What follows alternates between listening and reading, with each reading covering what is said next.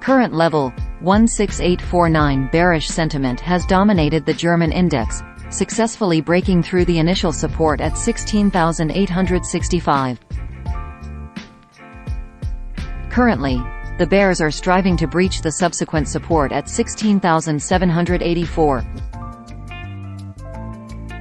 Should the selling pressure persists, confirming the break, GERMANY40 is likely to move towards the support level at 16,707.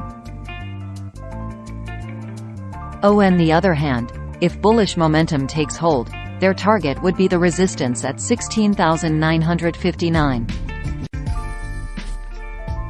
While there are no significant macroeconomic announcements from Germany today, traders should exercise caution given the strong correlation of the German index with U.S.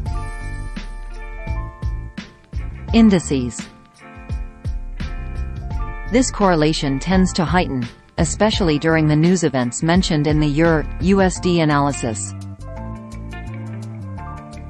Stay vigilant to potential market movements during these periods.